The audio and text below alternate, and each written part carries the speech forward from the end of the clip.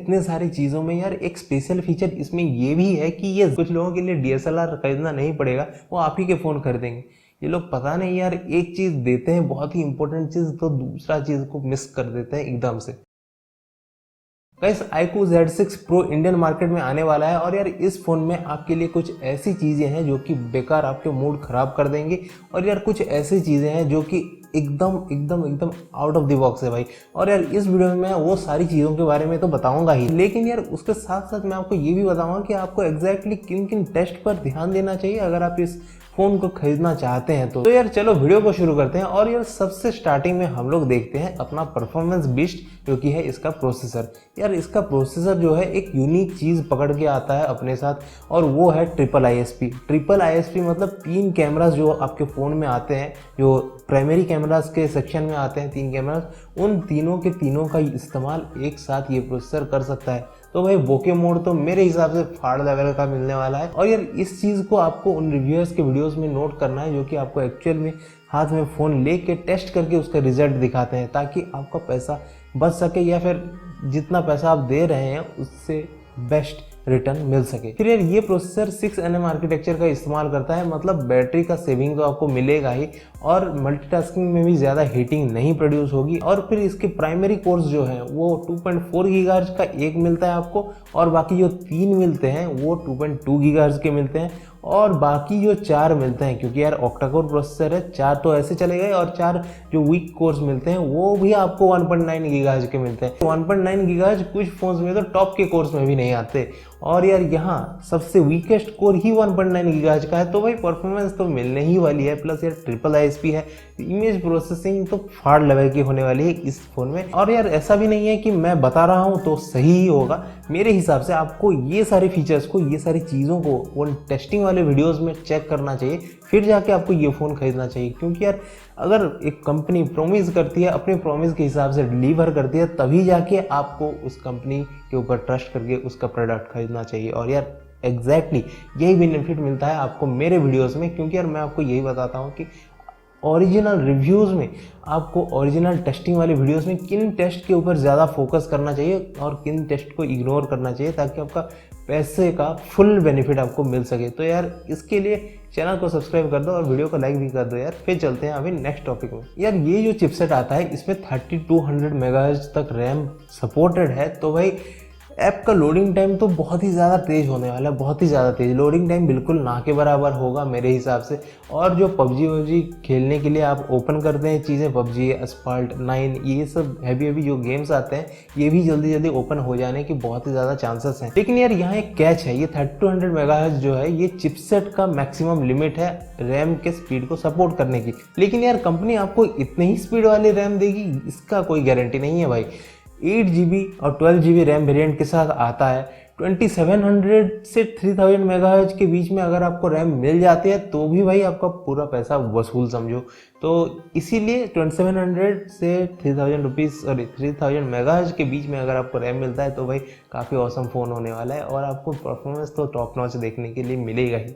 फिर इस फ़ोन में एक खास बात ये भी है कि आप इसमें 4GB का एक्स्ट्रा रैम को एक्सपांड कर सकते हैं। मतलब अगर आप 8GB वाला वेरिएंट खरीदते हैं तो मैक्स रैम आपका होगा 12GB, और अगर आप 12GB वाला वेरिएंट खरीदते हैं तो मैक्स रैम आपको 16GB तक का मिलता है। तो भाई मल्टीटास्किंग के बारे में आप सोच के देखो, क्योंकि यार रैम जो होता है वो मल्टीटास्किंग के लिए बहुत ही ज़्यादा रिस्पॉन्सिव रोल प्ले करता है। और अगर आपका रैम ही इतना बड़ा है तो भाई सोचो कितना एरिया मिल जाता है मल्टीटास्किंग के लिए। फिर यार डिस्प्ले इसका 6.44 इंच का AMOLED full HD plus display है, और यार इसके कारण आपको सही रिजोल्यूशन देखने के लिए मिलेगा। गेमिंग में डिस्प्ले ग्राफिक्स सब स्टनिंग रहने वाला है भाई। लेकिन यार यहाँ एक दिक्कत भी है, और वो ये ही है कि भाई इसमें 90 हर्ट्ज का रिफ्रेश रेट मिलता है और 120 हर्ट्ज का sampling rate, touch sampling rate मिलता है। तो भाई टच सैम्पलिंग रेट से तो उतना ज़्यादा मतलब है नहीं, लेकिन 90 हर्ट्ज का जो रिफ्रेश रेट आपको मिलता है उससे मेरे को थोड़ा सा हजम नहीं होती भाई। मेरे हिसाब से भाई लोग इसमें 120 हर्ट्ज का डिस्प्ले रेट तो मिलना ही चाहिए था। मेरे हिसाब से 120 हर्ट्ज उतना ज़्यादा तो मतलब फैसिनेटिंग नहीं लगता, लेकिन यार फिर भी एक होती है ना, बाकी सारे उसके कॉम्पिटिटर्स फ़ोन में 120 हर्ट्ज का डिस्प्ले रेट मिलता है और इसमें 90 हर्ट्ज का मिलता है, तो थोड़ा ऐसे अच्छा नहीं लगता। अब भाई बैटरी में मुझे पता नहीं इन लोगों को क्या हो गया, इतना कंजूसी क्यों। आखिर भाई 10-20 हज़ार, 10-20 नहीं यार, 10 से 15 हज़ार रुपए वाले जो फोन्स आते हैं उसमें 5,000 6,000 mAh का बैटरी मिलता है। लेकिन भाई इन लोगों की अलग ही चौड़ है, ये लोग 4700 mAh का बैटरी दे रहे हैं ये वाले फ़ोन में। ये एक अपर मिड रेंज फ़ोन है, मैं तो बोलूँगा ये प्रीमियम रेंज या फिर फ्लैगशिप फ़ोन तो नहीं है। मेरे को लगता है कि भाई थोड़ा ज़्यादा मिल जाता, 5000 तक एटलीस्ट मिल जाता तो एक गेमर के लिए सही रहता, क्योंकि यार जो गेमर होता है वो सिर्फ फ़ोन लेता है गेमिंग के लिए। अगर 4700 mAh दे रहे हो तो थोड़ा गेमिंग का मतलब टाइम घट जाता है, इसीलिए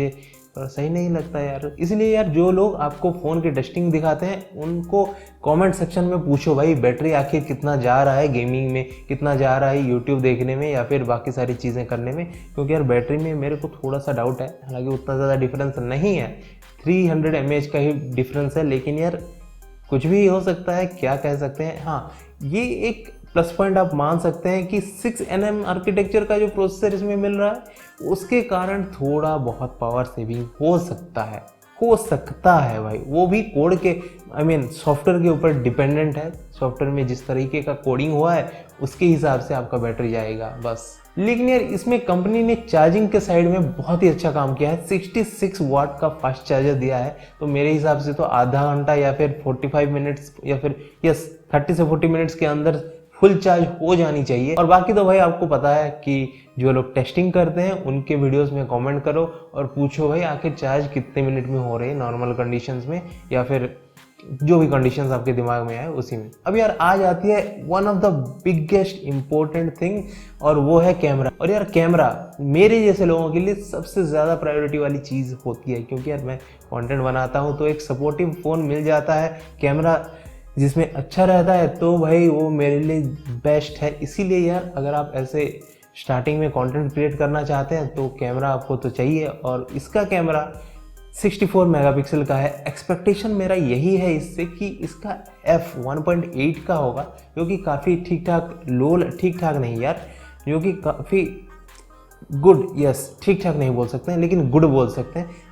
गुड लो लाइट परफॉर्मेंस तो दे ही सकता है, क्योंकि यार लो लाइट परफॉर्मेंस में आप तो जानते हैं f जितना बड़ा हो जाएगा उतना दाने आएंगे लो लाइट परफॉर्मेंस में। f जितना छोटा होता है उसके हिसाब से क्वालिटी इंक्रीज करता है। छोटा f मतलब ज़्यादा क्वालिटी। और यार आजकल जो फ़ोन्स आ रहे हैं वो f1.8 के नीचे जा ही नहीं रहे कैमरास में, तो इसीलिए f1.8 ही एक्सपेक्ट करूंगा मैं। लेकिन यार यहाँ ट्रिपल कैमरा का जो सेटअप है उसमें 116 डिग्रीज का वाइड एंगल कैमरा है और 4cm का एज एक्सपेक्टेड, जो कि सारे फोन्स में होते हैं, उसका मैक्रो कैमरा है। लेकिन यार यहाँ कैमरा में मेरे को एक डाउट आ रहा है, वो ये है कि इसका बोके मोड कैसा होने वाला है, मुझे पता नहीं भाई। क्योंकि यार इसमें ट्रिपल ISP तो है लेकिन डेप्थ सेंसिंग कैमरा नहीं है।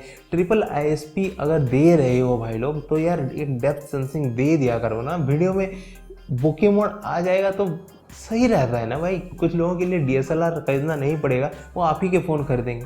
ये लोग पता नहीं यार एक चीज़ देते हैं बहुत ही इंपॉर्टेंट चीज़ तो दूसरा चीज़ को मिस कर देते हैं एकदम से। लेकिन भाई यहाँ जो ट्रिपल ISP नाम का चीज़ है वो ना एकदम फाड़ लेवल वाली चीज़ होने वाली मेरे हिसाब से। फिर इसमें यार फ्रंट कैमरा 16 मेगापिक्सल का मिलता है और इस प्राइस रेंज में मेरे को लगता है कि ये f2.0 के साथ आएगा। तो भाई उसके हिसाब से देख लो, लो लाइट परफॉर्मेंस उतना सही नहीं आएगा, उतना ख़राब भी नहीं आएगा। ठीक है, थोड़ा लाइटिंग वाइटिंग सेटअप करोगे तो ज़्यादा सही आ सकता है वीडियोस। और यार मैं आपको एक चीज़ बताना तो भूल ही गया, इतने सारी चीज़ों में यार एक स्पेशल फीचर इसमें ये भी है कि ये Z एक्सिस का वाइब्रेशन प्रोवाइड करता है।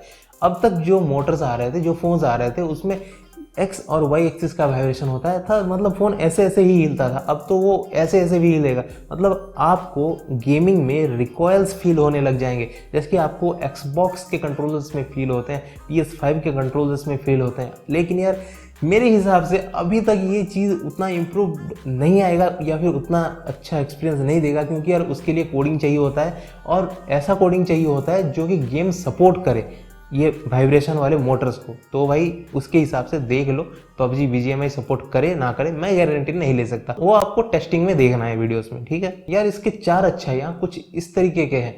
पहला, इसमें ट्रिपल ISP मिलता है। दूसरा, इसमें आप रैम को बढ़ा सकते हैं, तो मल्टीटास्किंग को भाई तो आप अब सोचो कितना हो सकता है वो सोचो। और वही चीज़ आपको दूसरे जो टेस्टिंग करके दिखाते हैं उनके वीडियोस में देखना है, और आपको उन्हें अगर नहीं दिखाए हैं वो तो पूछना है भाई कमेंट सेक्शन में कि भाई मल्टीटास्किंग में इसका बिहेवियर कैसा है, एक्सटेंडेड रैम जब एनेबल्ड है तो। और फिर यार इसका 66 वाट का फास्ट चार्जर है, तो भाई आधे घंटे से 45 मिनट के बीच में तो हो ही जाएगा फुल चार्ज। और फिर इसके जो Z एक्सिस का वाइब्रेशन मोटर है वो आपके गेमिंग को एक अलग सा डायमेंशन देगा। अब आप PS5 जैसे रिकॉइल भी फील कर सकते हैं अपने फ़ोन में। भाई यही सारी चीज़ें थी, और जो 2 दिक्कतें थी वो यही है कि यार इसमें बैटरी थोड़ा कम दिया गया है नॉर्मल फ़ोन से, 5000 मिलता है नॉर्मल फ़ोन्स में, लेकिन यार इसमें आपको मिल रहा है सिर्फ 4700 mAh, जो कि 300 का गैप है, थोड़ा कंसिडरेबल गैप लग रहा है मेरे को।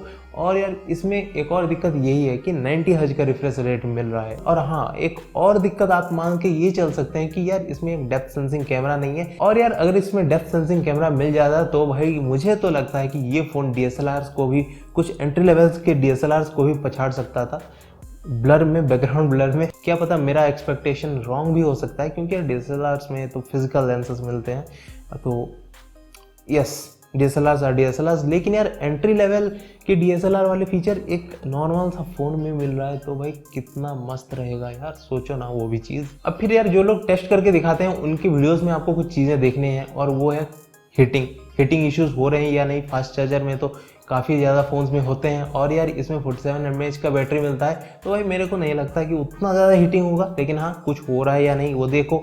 और फिर एक्सटेंडेड रैम में इसका मल्टीटास्किंग एबिलिटी देखो, तो भाई आपको एग्जैक्टली पता चल जाएगा कि भाई ये फ़ोन कितने पानी में है। और फिर ये Z एक्सिस का वाइब्रेशन मोटर जो आपको मिलता है उसका भी टेस्टिंग देख लो। और भाई रिव्यूअर्स से ये पूछो कमेंट सेक्शन में कि आखिर ये चीज़ BGMI में सपोर्ट करती है या नहीं। अगर सपोर्ट करती भी है तो इससे एक नया किक मिलता है फ़ोन के यूजिंग में, सॉरी BGMI को खेलने में, या फिर ऐसे ही नॉर्मली लगता है, या फिर कुछ घटिया भी एक्सपीरियंस मिल सकता है। भाई ऐसे हाथ हिल रहे हैं BGMI खेलते वक्त, तो भाई टारगेट कैसे बनाओगे, वो भी चीज़ हो सकती है। तो यार इन डिटेल आपको ये सारी चीज़ें करनी है अगर आपको इस फ़ोन के टोटल प्राइस का फुल फ़ायदा उठाना है। तो यार आज के वीडियो में बस इतना ही। अगर आपको वीडियो अच्छी लगी तो लाइक, चैनल को कर दो सब्सक्राइब। मिलते हैं गाइस नेक्स्ट वीडियो में, तब तक के लिए टेस्टिंग देखो यार।